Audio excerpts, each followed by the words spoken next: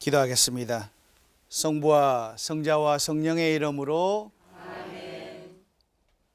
주님, 저희들이 당신을 예배하는 일에 목마르게 해 주십시오. 주님에 대한 갈증으로 허덕이게 해 주십시오.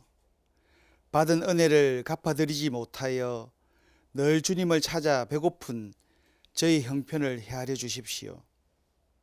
이 시간에 저에게 당신의 뜻을 깨닫는 은혜를 주시고 당신의 방법으로 살아갈 힘을 주시어 깨달은 당신 뜻을 실천하도록 축복해 주십시오. 저희의 배움이 당신의 뜻을 실천하는 원동력으로 사용되도록 지켜주시길 청하오며 우리 주님 예수 그리스도를 통하여 기도드립니다. 아멘. 성부와 성자와 성령의 이름으로 아멘. 반갑습니다. 또 이렇게 한 주 동안 잘 지내셨습니까? 네. 그래요. 지난 시간에 제가 다윗을 오해하고 폄하시켰던 사실을 고백하면서 성경에 담긴 주님의 사랑을 만났었는데 오늘은 다시 지난 시간에 이어 다윗의 삶을 살피면서 다윗이 왜 어떤 이유에서 그토록 하느님께 사랑받았는지, 왜 주님께서는 그를 그리스도의 조상이 되는 은총까지 내리시며 높여주셨는지를 살펴보고자 합니다. 근데 오늘 강의 제목이 좀 엽기적이지요. 다윗을 표절합시다. 저도 이 제목을 정하면서 몇 번 바꿀까 망설였습니다.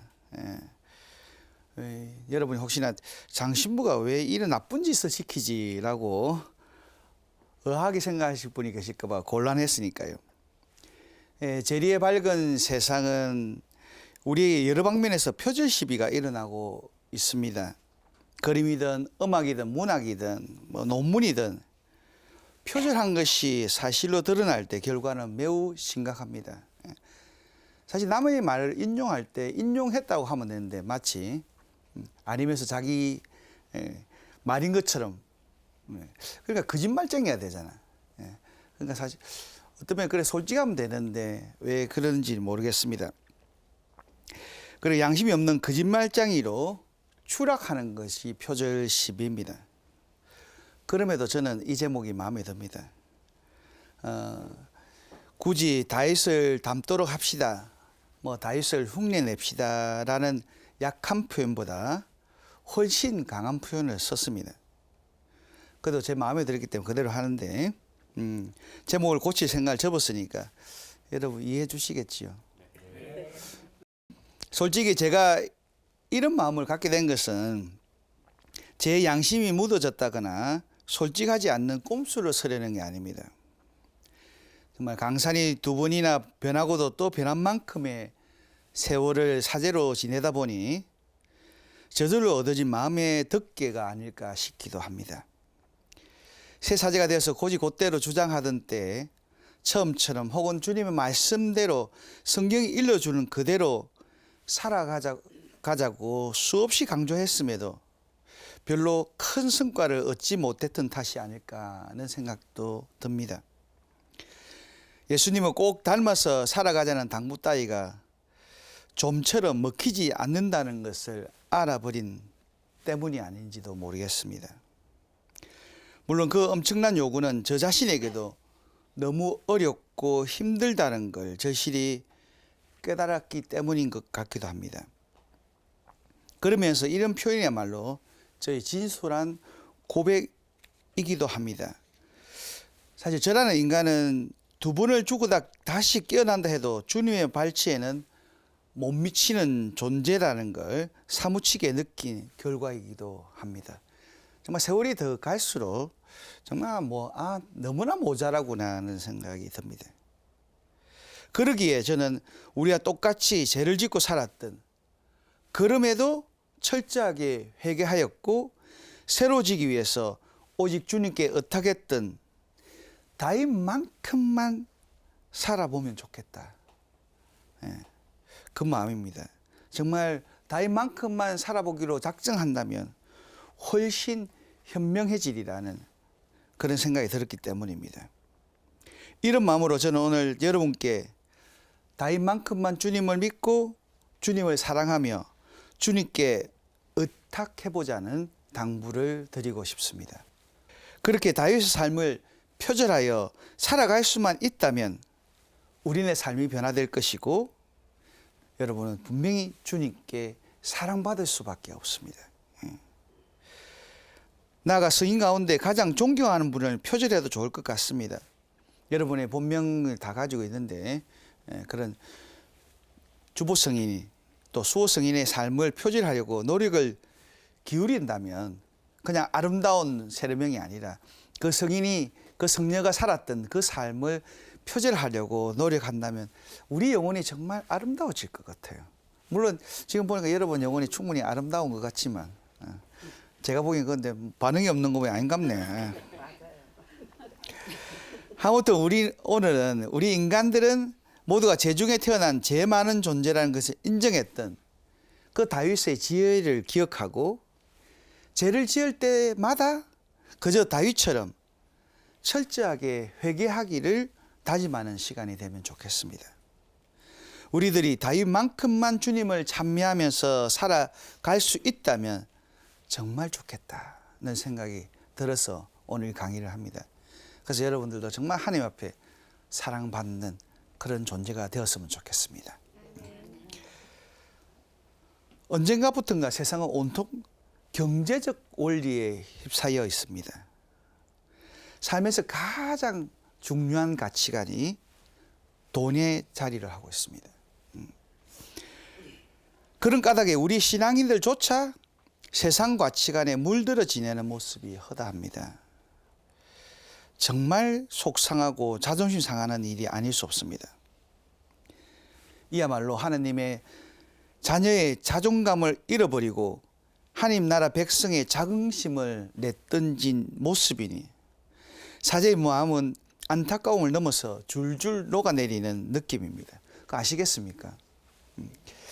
우리 신자들을 보면 정말 행복했으면 좋겠는데 너무 행복하지 못한 것 같고 물론 여러분이나 텔레비 방청하신 분은 안 그런데 많은 신자분들이 보면 성당에 올 때 기쁘지 못하고 억지로 끌려온 느낌도 들기도 하고 또 세상 안에 살아가면서 신부님 세상 사니까 얼마나 힘든 줄 압니까? 하고 늘 참 그런 모습도 볼 때 물론 쉽지 않다는 걸 알지만 그래도 행복하고 또 하나님 자녀로서의 자존감을 가지고 살면 좋겠는데 그러지 못할 때 저는 너무 안타깝고 마음이 녹아내리는 것 같아. 내 따보면 마음이 없는 거 아닌가 모르겠다. 하늘께로부터 특출한 지혜를 얻어서 세상에 누구보다 강하고 튼튼한 왕권을 유지했던 누구죠? 물론 다윗도 많지만 솔로몬이 세상 끝들의 길을 열고 세상 것들과 타협하여 마침내 세상과의 사랑에 몰두했을 때 하나님께서는 솔로몬에게 크게 진노하십니다. 그죠? 그 지혜를 가졌던 모든 힘을 지녔던 그 솔로몬이 허무로다라고 고백할 수밖에 없는 것이 어쩌면 우리 인생인 것 같습니다. 정말 이 부분의 성경을 읽을 때마다 주님을 섬긴다 하면서 세상의 쾌락에 맞들여 지내는 것이 주님 보시기에 얼마나 고약한 건지를 확실히 깨닫게 됩니다. 정말 솔로몬의 이런 안타까운 결과는 그 솔로몬에게 한 이야기 아니라 오늘 우리 각자에게 한 경고 아닙니까? 그죠? 너희들도 정말 잘 살아라. 나를 믿고 따르면 잘 되겠지만 그러지 않을 때 너희들도 솔로몬 짝이 날 수밖에 없다라고 하시는 것입니다. 우리도 하나님께서 그분의 은혜로 그리스도인이 되었지만 내 마음과 생각과 행동에 따라서 하나님께서 선물하신 어려움을 내던질 때 마련해 놓으신 보석과 같은 축복을 잃을 수 있다는 매서운 경고입니다. 정말 하나님께서는 우리가 상상하지 못하는 더 멋있는 보석을 준비해 놓았는데 우리가 거기에는 관심 없고 엉뚱한 세상의 것에 관심이 가질 때 그것은 얻을 수 없을 것입니다. 그리스도인의 숭고한 고백은 천국의 가치를 절실히 깨달은 사람만이 끝까지 지킬 수 있습니다. 우리의 초점이 어디에 있는지 그게 흔들리지 않을 때 우리는 지켜낼 수 있습니다. 왜냐하면 세상과 사탄은 흔들어대기 때문입니다. 정말 천국의 소리에 귀 기울일 때 세상의 헛것들의 실상을 알아차리고 가려 분별할 수 있습니다. 그리스도 안에 지혜와 지식의 모든 보물의 값어치를 충분히 인식하고 있다면 누구에게도 빼앗기지 않을 것입니다. 사실 그리스도인이 제대로 못 사는 것은 또 세상 탓도 있는 것 같습니다. 그래서 뭐 모든 미디어든지 텔레비를 켜든지 또 주위에서 만나는 모든 이야기들이 사실 참 제대로 살기가 쉽지는 않는 것 같습니다. 모든 미디어들이 다투어 우리의 관심사를 오직 어디에서 놀고 무엇을 구경할 것이며 어디를 가서 무엇을 먹고 또 즐길 것인지에만 초점을 맞추도록 유도하고 있습니다. 늘 텔레비만 켜면 요즘 뭐 먹고 놀고 좋다고 선전하는 그런 것밖에 없는 것 같습니다. 또 뉴스 다이에도 또 그 다음에 또 광고 들어가고 그죠. 다 중요한 채널에 그 다음에는 꼭 이렇게 광고들이 들어가서 우리를 유혹하게 됩니다. 요즘 두드러지는 또 하나의 현상 중에서 혼자 먹고 혼자 즐기고 혼자 살아가는 나홀로 삶을 부각시키는 것이 아닐까. 그 혼술, 혼밥, 다 혼자 하는 것을 참 이렇게 부각시키고 있습니다.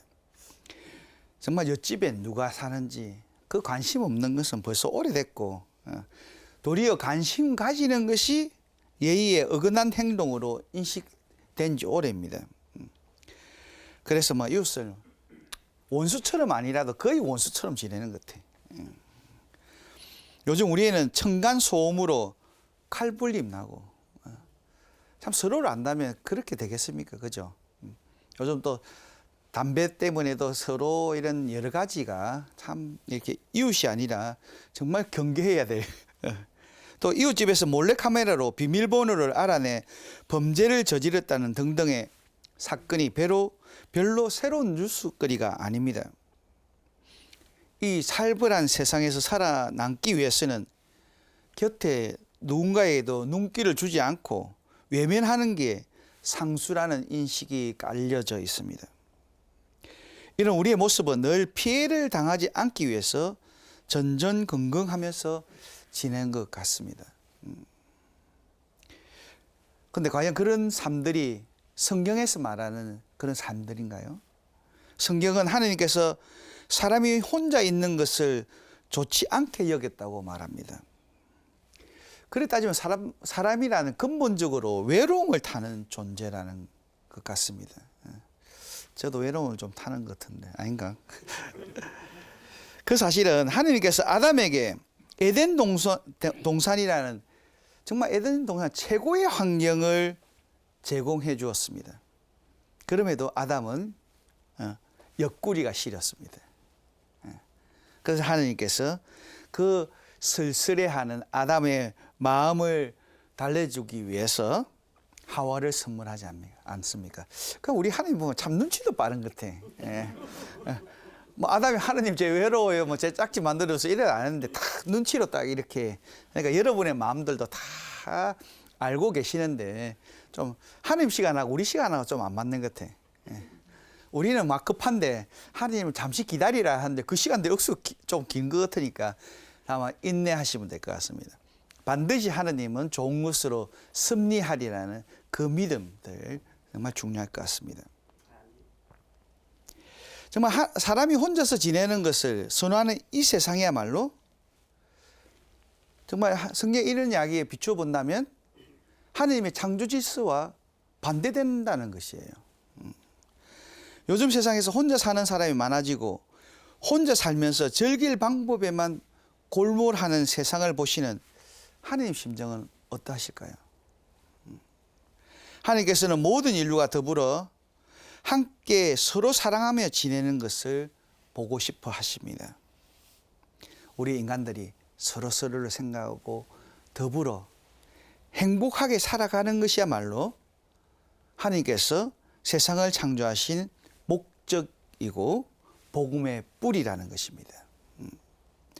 그래서 우리는 언제나 혼자 지내면 외롭습니다. 왜요? 하느님의 영을 지닌 사람들이기 때문입니다. 하느님은 삼일체 하느님이시고 함께 더불어 사는 친교의 하느님이시기 때문입니다. 그러면서 왜 신부님들은 혼자 삽니까? 모르죠. 예수님이 결혼했으면 결혼했을 건데 예수님이 결혼하지 마라 했어요. 근데 사실 어떤 면에서 더 큰 사랑을 하기 위해서 혼자 사는 겁니다. 외롭기 위해서 혼자 독단이 되기 위해서 아니라 그래서 사제단이라는 것이 있고 또 신자와 진정한 의미에서 사랑의 공동체를 꾸려나가야 사제로서의 본질을 살아나가는 것입니다. 더 큰 사랑을 하기 위해서인 것이지 사랑하지 않고 외골수로 살기 위해서 독신을 사는 것은 결코 아닙니다. 그러니까 하나님 나라를 위해서 아닙니까? 우리가 살아가는 힘 그것은 더불어 나누는 사랑으로만 채워집니다. 곁에 있는 사람을 통해서 얻는 힘이야말로 우리에게 희망이 되어서 삶의 든든한 버팀목이 될 수 있습니다.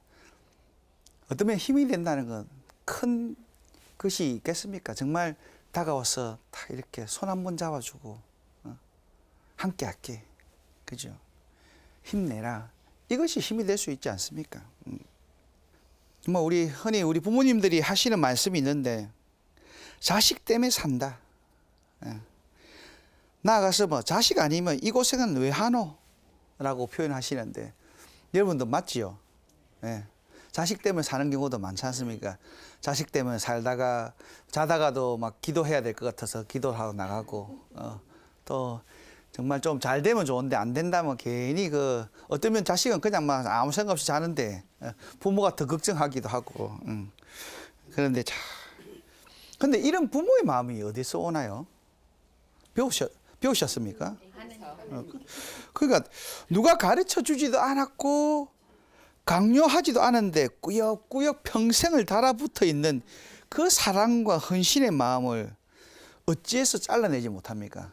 정말 저는 이렇게 그런 면에서 제가 자식을 낳아보지 못했기에 그만 잘라내소 이래도 정말 못한다는 거라. 예.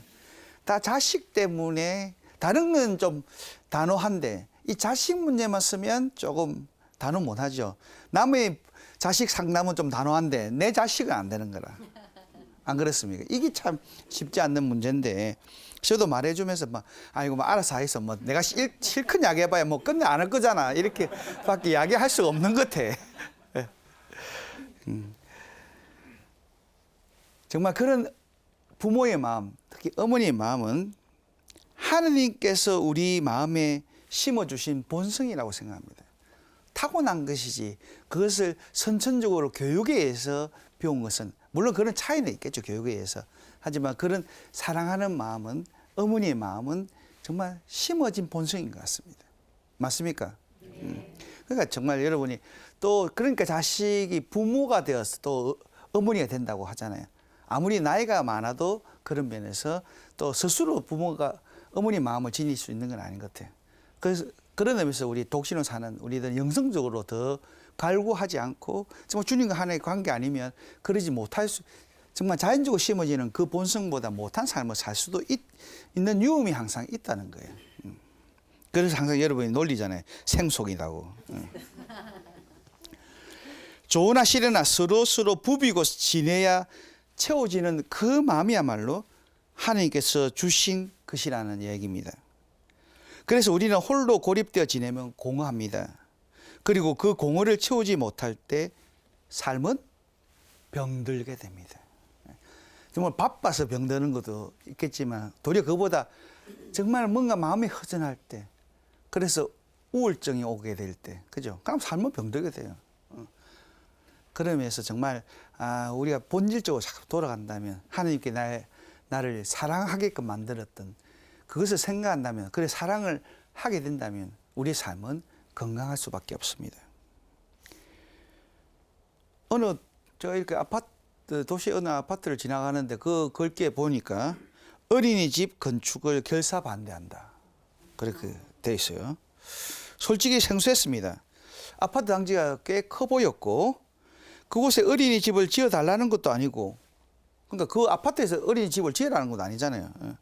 반대하다니 참 희한한 일이다 싶었습니다. 뭐 그렇지 않습니까? 정말 아파트 단지에 어린이집이 생기면 아이들도 좋고 부모들도 뭐 거의 봉고차 앞에 기다리가 태워주고 안 해도 뭐 서울 데리고 가도 되는데 참 희한한 일이 다 있다는 생각을 했습니다. 또 장애인 보호시설의 건축을 결사 반대한다는, 또 쓰레기 소각장이 들어서는 것을 목숨 걸고 반대한다는 목소리도 들리는 듯 했습니다. 근데 우리 한국 사람들 목숨도 많은 것 같아. 뭐 하면 목숨을 걸고 있어요. 목숨 하나밖에 없는데. 아무리 쓰레기 소각장하고 자기 목숨을 바꾸면 안 되지. 참 이런 모습들 볼 때 어떤 느낌 듭니까? 참 인간의 이기심이 이렇게 강하구나 는 것을 알 수 있게 됩니다. 요즘 빈번하게 일어나고 있는 집단 이기주의의 슬로건들은 무시무시할 정도로 위협적인 것이 사실입니다.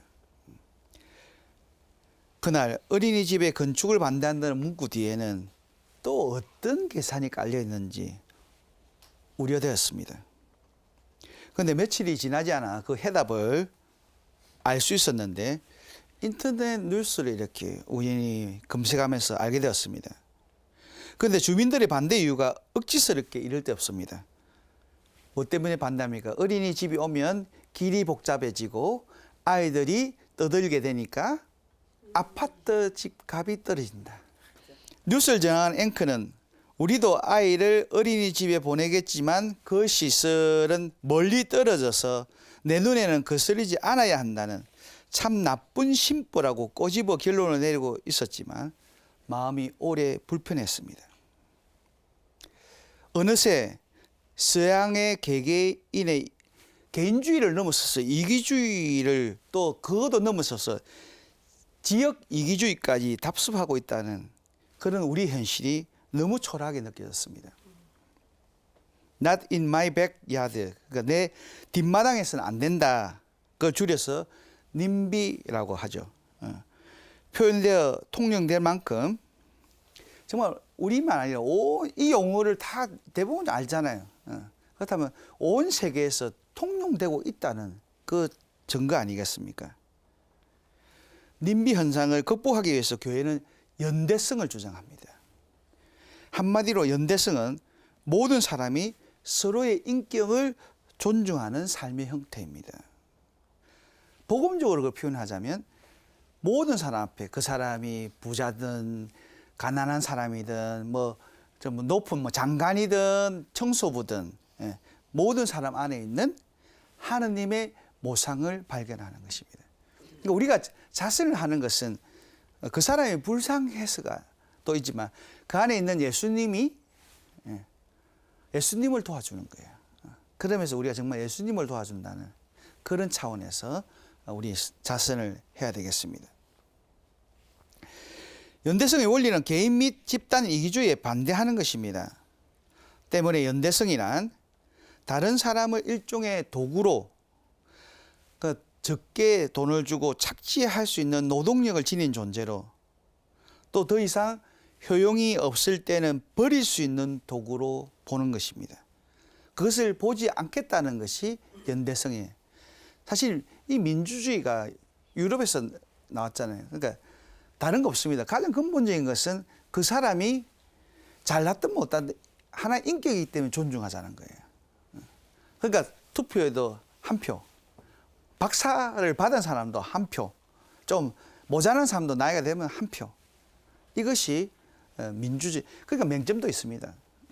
하지만 그 근본적인 생각 안에는 그 사람은 한 인격으로 고유한 존재라는 것이에요.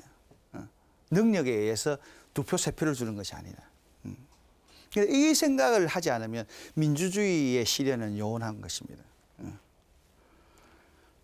그러니까 노인네는 투표 빼자 이렇게 하는 거, 사실 그것이 민주주의에서 안 맞다는 거예요.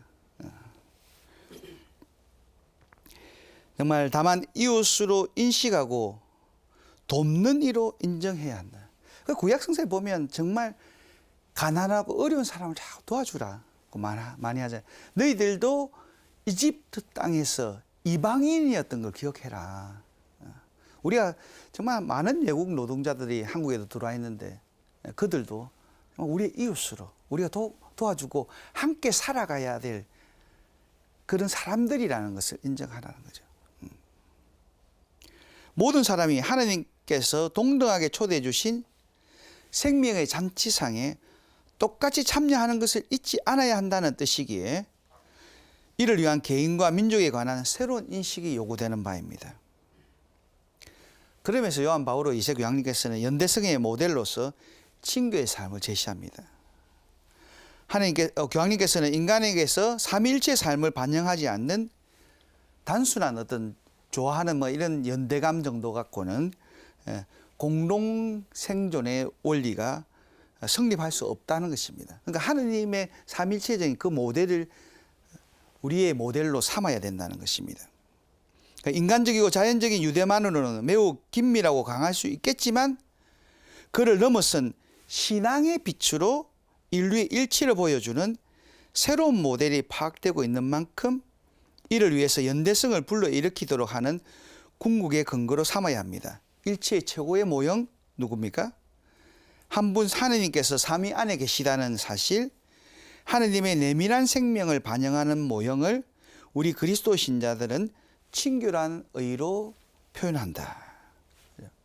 그러니까 우리는 정말 배척하지 않고 이웃과 친교의 삶을 사는 것이 우리가 삼일체 어려운 신학적으로 생각하지 말고 옆에 있는 주위 있는 사람들하고 잘 지내야 된다는 거예요. 내 이기심을 생각하는 게 아니라 같이 살아야 되는 그런 존재로 인식해야 된다는 것입니다. 그때 다윗이 생각났습니다. 이 서론을 꼭 길겠네. 다윗이 부하를 거닐고 예루살렘으로 가서 그 땅에 사는 여부수족을 치료하자 여부수 주민들이 다윗에게 말하였습니다. 너는 이곳에 들어올 수 없다. 눈먼 이들과 다리 저는 이들도 너쯤은 물리칠 수 있다. 여부수족이 살고 있던 것이 예루살렘이죠. 그런 비아냥을 들었던 다윗이 그 성을 점령한 후에 했던 말도 떠올랐습니다. 이 다윗이 미워하는 저 다리 저는 이들과 눈먼 이들을 쳐라. 여기에서 다리 저는 이와 눈먼 이는 구 안에 들어가지 못한다는 말이 생겼습니다. 성서에도 나옵니다. 왕의 말이 꼭 법이었으니까 그렇게 됐다 하더라도 아마 다윗 왕의 심중과는 관계없었을 것 같습니다. 다윗 왕의 엄명이란 빌미로 그 대먹지 않는 일들이 굳이 그대로 지켜졌던 거 아닐까 싶어 또 우울합니다. 사실 그때 다윗의 기분에서 했던 그 이야기가 그대로 실행됐다는 것도 참 아이러니합니다. 왜 제가 이런 이야기를 하느냐면 그 말이 진심이 아니다는 것을 볼 수 있는 또 대목들이 있기 때문입니다. 다윗은 두 다리를 저는 장애인 요나탄의 아들을 찾아냈을 때 주저하지 않고 그를 자신의 식탁에서 음식을 먹도록 명령합니다. 바로 요나탄의 아들 머피보셋. 머피보셋은 예루살렘에서 살며 늘 임금의 식탁에서 음식을 먹었다. 그는 두 다리를 절었다. 라는 성경 구절이 분명히 그 사실을 알려줍니다. 여기서 한번 잠시 생각해 보면 과연 내가 다윗이었다면 그렇게 할 수 있을까? 따져볼 수 있을 것 같습니다. 머피보셋은 다윗이 자기 목숨처럼 귀하게 여겼던 요나탄 왕자의 아들이었습니다. 또 그렇지만 한편으로 바꿔 생각하면 평생 자신을 죽이려고 뒤를 쫓았던 원수 사울 왕의 또 손자이기도 하지 않습니까? 참 마음이 무척이나 복잡했을 거예요. 그렇지만 다윗은 치졸하지 않았습니다. 진실하게 현실 안에서 하느님의 뜻과 인간의 온정을 살아낸 것입니다. 그는 오직 요나탄 왕자와의 약속을 기억하며 그 아들 머피보셋에게 사울 왕이 가졌던 그 모든 땅들을 되돌려 주라고 선처합니다. 당시 왕궁에 쫓겨나서 겨우 남의 집에 얹혀 지내던 신세로 추락했던 머피보셋의 운명이 하루아침에 완전히 또 바뀌어버린 거 아닙니까? 그러니까 얼마나 머피보셋을 다윗에서 감사하겠습니까? 그러니까 당신 종이 무엇이기에 죽은 개와 같은 저를 보살펴 주십니까? 아마 진심이었을 것 같아요. 그죠? 혹시 여러분한테 누가 그렇게 정말 보잘것없는 신소를 하는데 이렇게 새롭게 대우해 준다면 얼마나 감사하겠습니까? 솔직히 따지면 다윗이 이 정도만 해도 괜찮습니다. 그죠? 그만큼 상대에게 통 크게 베풀었으니 이제 그만 신경을 꺼도 아무 상관이 없었을 것입니다. 다윗은 이제 무비보셋에게 관심을 거두어도 뭐라고 토를 달 사람이 아마 없었을 것입니다. 그런데 다윗은 굳이 무비보셋을 자신의 식탁으로 초대합니다. 서로 매일매일 아침 저녁으로 얼굴을 맞대고 식사를 할 것을 제안합니다. 그 식구로 받아들인다는 거 아닙니까? 그죠? 식구는 제가 누누이 강조하지만 같이 음식을 먹는 입입니다. 그러니까 음식을 같이 먹지 않으면 이 식구가 아닌 거라. 근데 우리는 많은 경우 식구 아닌 듯이 식구처럼 살아갑니다. 그죠? 밥도 제대로 한번 못 먹고 얼굴도 제대로 못 보면서 식구라고 하는데 그 정이 들겠습니까? 뭐 혈육의 끈끈한 정은 있겠지만 그 안에서 삭드는 식구라는 것은 정말 같이 얼굴을 보고 같이 음식을 나눠 먹는 그런 점에서 같이 한 끼 식사라도 포기하지 않는 그런 여러분이 되시면 좋겠습니다. 정말 이 식탁에 초대한다는 의미는 다윗이 무비보셋을 자신의 자식과 똑같이 대우한다는 그런 의미 아닙니까? 그죠? 참 대단한 아량이고 사랑이라 싶습니다. 요즘도 장애인들에 대해서 이렇게 차별을 하는데 그 당시에 정말 불구자를 대하는 마음이나 시선들이 전혀 곱지도 않고 따뜻하지도 않았습니다.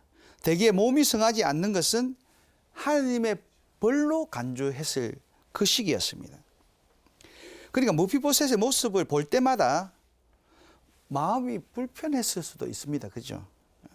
그런 모습을 매일매일 맞대는 일이 별로 유쾌하지 않았을 터인데도 무비보셋을 자식과 똑같이 대우하려는 마음을 가진 것을 보면 참으로 다윗은 남다르구나. 이런 면에서 성군이구나 이런 생각을 또 가지게 됩니다. 상대의 모자람이나 허물마저도 애달파 하였기에 더 꽉 보듬어 지내겠다는 다짐이라 싶어서 정말 자랑스럽게 여겨집니다. 하느님께서는 결핍된 사랑 때문에 외로워하다 지친 이들을 위해서 당신 아들을 인간으로 보내셨습니다. 우리가 사랑을 서로 하고 잘 산다면 굳이 하나님께서 외아들을 보내지 않았을 겁니다. 예수님께서는 세상의 외로운 사람과 함께 지내기 위해서 세상에 오셨습니다. 친히 우리의 친구가 되시어 더불어 살아가는 행복을 스스로 살아 보여주셨습니다. 그리스도인들이 언제나 어디서나 무슨 일에서나 이웃의 공동의 가치를 추구해야 하는 이유입니다. 예수님께서 우리를 따르라 했잖아요. 그럼 따르다는 것은 쫄쫄쫄 뒤에 따라가는 건 아니라 그 당신의 생각과 당신의 행동을 본받아 실천하라는 것이잖아요. 그리스도인이기에 세상과 달리 사람이 사람답게 살아갈 수 있도록 마음을 모으고 힘을 쏟아야겠습니다. 정말 이웃의 아픔을 동참해야 되겠고 정말 전 세계에서 일어나는 그런 여러 가지 아픈 사건에 대해서 관심을 가지고 기도를 해야 될 이유입니다. 우리나라만 잘 살면 되지. 남나라에 어떻게 하든 그것이 아니라 인류는 함께 잘 살아야 됩니다. 사실 북한의 핵이 그 무서운 이유는 이 지금 핵은 우리 대한민국만의 문제가 아니잖아요. 전 세계의 평화를 위협할 수 있는 문제잖아요. 그렇죠? 그러면서 우리는 기도해야 돼요. 정말 오판을 하지 않도록. 전쟁은 일어나서는 안 되잖아요. 전쟁 한번 붙자, 우리 이길 수 있다. 이길 수 있고, 그건 제가 전문가인가 모르겠지만, 그 피해는 엄청나게 클 것입니다. 옛날에 투석기 던지던 그런 시대하고 정말 다른 시대지 않습니까? 몸과 마음이 성치 않은 사람들을 살피며 그들이 좀 더 편하게 지낼 수 있는 세상을 만들기 위해 애써야 합니다. 그래서 힘들고 어려운 사람들이 희망을 갖도록 도와주어야 합니다. 이것이 교회가 약한 이들의 편에 꿋꿋이 서 있는 이유입니다. 약자의 편이라고 교회는 그러지 않습니까? 근데 내 편한 것만 찾는다면 우리 그리스도인들에게 올바른 삶을 지향할 것을 권하고 또 권하는 까닭입니다. 아담과 하와는 죄를 지은 후에 하늘의 피에 몸을 숨겼습니다. 왜요? 죄는 부끄러운 것이기 때문입니다. 오늘날 하나님 보시기에 좋았던 세상은 부끄러운 짓을 하고도 부끄러운 줄 모르는 사람들 때문에 너무 심하게 더럽혀지고 있습니다. 사실 죄를 짓기 때문이 아니라 죄를 짓고도 아담과 하와처럼 부끄러워하면 또 하나님 용서해 주십니다. 그죠? 근데 뭐 내가 뭔 죄 짓노? 다들 그래 하는데 뭐 내만 하나? 아이고 안 들키면 되지. 들키으니까 문제다.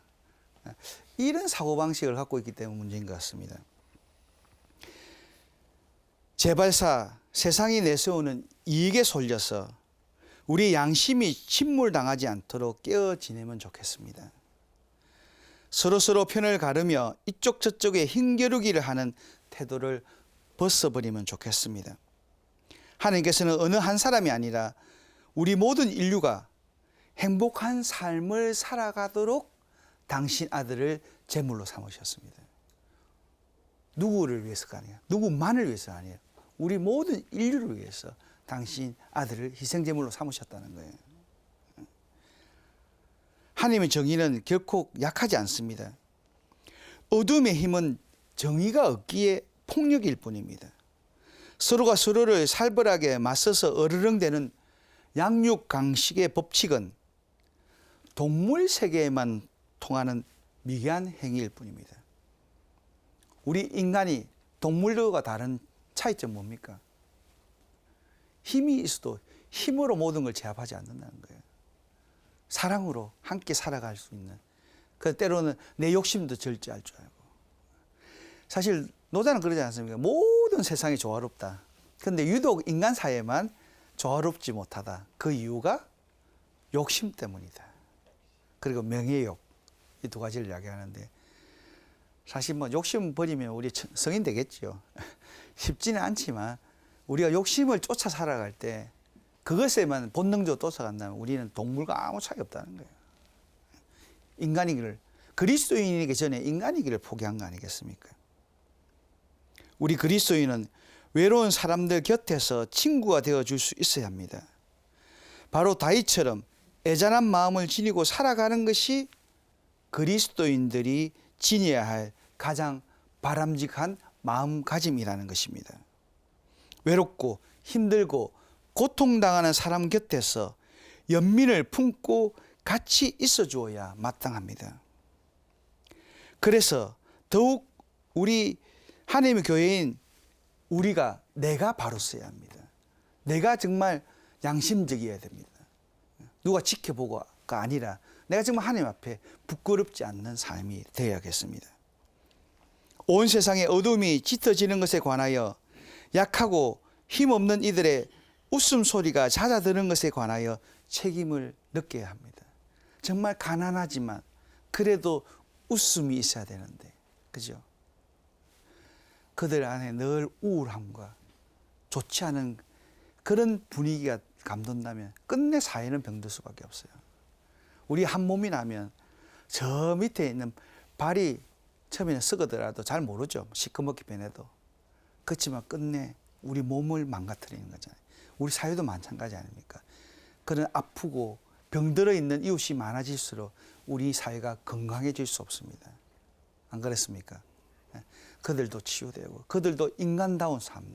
그래서 정말 하느님을 알고 행복해질 수 있는, 그렇게 좀 늦더라도 함께 가야 된다는 그런 마음가짐이 정말 중요할 것 같습니다. 세상의 지론 따위에 합류하지 않는 굳은 다짐이 필요합니다.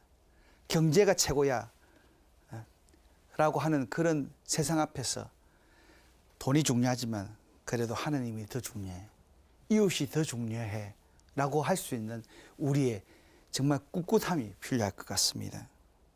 세상을 따라서 흉내내는 어리석은 일에서 돌아서야 합니다. 그것도 몇 명이 아니라 정말 우리 그리스도 공동체가 정말 우리 한국의 천주교만이라도 정말 바뀐다면 우리 대한민국 밝아질 수 있습니다. 안 그렇겠습니까?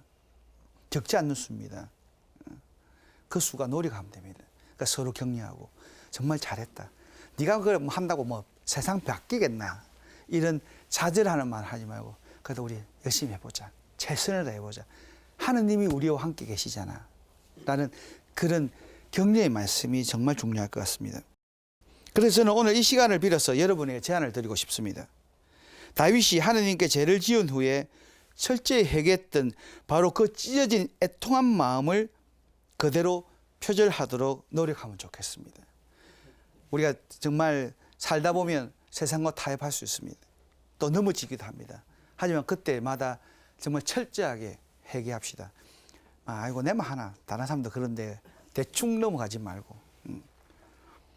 다윗이 하찮은 삶으로 추락해 지냈던 요나탄의 아들 머피보셋을 기꺼이 보듬기 위해서 매일매일 자신의 식탁에서 식사하도록 초대하는 일에서 결코 주저하지 않았던 그 포용력을 가지면 좋겠습니다.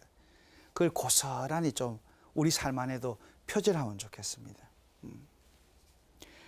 그래서 우리 그리스도인들이 주님의 마음에 속 드는 삶을 살아 이 세상을 변화시켜 나가도록 하면 좋겠습니다. 하느님이 가장 기뻐하시는 일이 뭘까요? 그 사랑 실천하는 거죠. 왜요? 당신을 가장 닮은 모습이기 때문에. 세상과 다른 그리스도인의 모습이야말로 저는 세상의 희망이라고 생각합니다. 그러니까 그런 면에서 정말 물론 죄부터 잘 살아야 되겠지만 참 안타까운 것은 밖에 나갔을 때 우리 그리스도인이 별 차이가 없는 것 같아요. 저도 이렇게 강의를 가서 이렇게 열심히 강의하고 이제 책에 사인해 줄 때 보면 서로 막 그때도 줄 서는 것 때문에 서로 야단치고 막 이런 모습 볼 때 저는 죄책감이 들어요.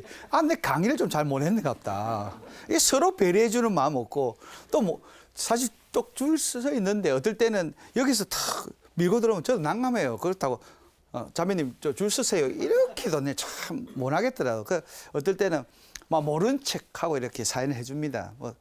근데 어떨 때는 모르고 이렇게 줄이 있다는 거 모르고 들어오는 경우도 많거든요. 근데 꼭 그때마다 어김없이 한 분씩은 줄 서세요 이렇게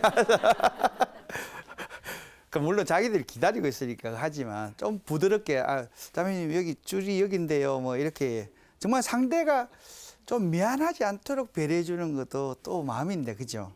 참 이렇게 그런 것도 기술인 것 같아.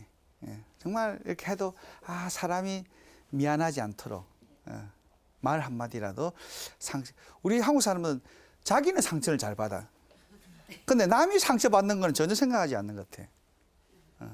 그런 면에서도 내가 이런 말 들었을 때 기분이 안 좋았는데 나도 그런 면에서 잘 표현을 하자라고 그런 것도 아마 예수님한테 우리가 사실 많은 삶을 살 때 큰 것을 할 수 없지만 그런 작은 것에서도 우리가 사랑을 표현할 수 있고 사랑 행위를 할 수 있을 것 같습니다. 오늘도 제 강의가 별로 내용이 안 좋아도 여러분이 기쁘게 이렇게 듣고 있는 모습도 그것도 사랑의 행위지요. 정말 복음은 기쁜 소리입니다. 봄이 오는 것은 현상으로 오기 전에 소리로 옵니다. 그죠? 겨울에 물이 녹는 소리. 그 소리부터 옵니다. 그러면서 정말 우리는 기쁜 소리를 외쳐야 되고 기쁜 소리를 들어야 돼요. 그래야 삶이 행복하잖아요. 상대가 어찌하든 내가 항상 기쁜 소리를 전하는 복음의 삶이 되면 좋겠습니다. 그 복음은 세상에서 최고의 가치를 지닌 엄청난 보물입니다. 그래서 여러분은 이미 세상에 가장 귀한 보물을 지니고 있습니다. 그 복음이라는 것. 이 보물을 지녔으니 더더욱 주님의 말씀을 새겨 듣는 마음을 챙기기 바랍니다. 보물이신 주님만으로 충분하여 내가 가진 것을 다 팔아 그분을 모시는 기쁨을 살기 바랍니다. 매일 매 순간 주님을 향하는 지혜로서 정말 여러분의 삶이 행복하면 좋겠습니다. 저는 정말 사제로서 다른 거 아무것도 없습니다. 여러분이 행복하면 참으로 좋겠습니다. 기도하겠습니다. 성부와 성자와 성령의 이름으로 하느님, 당신께서는 저희 모두에게 행복을 선물하시려 세상을 만드셨습니다.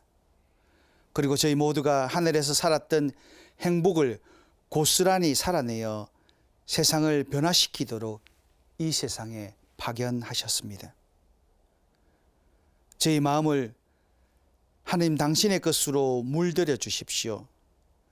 저희들이 스스로의 삶을 철저히 점검하게 해 주십시오.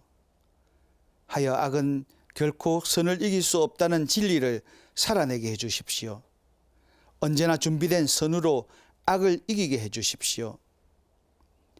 하느님의 작품인 자신을 격려하며 성장하여 당신의 뜻을 살아내도록 축복해 주십시오.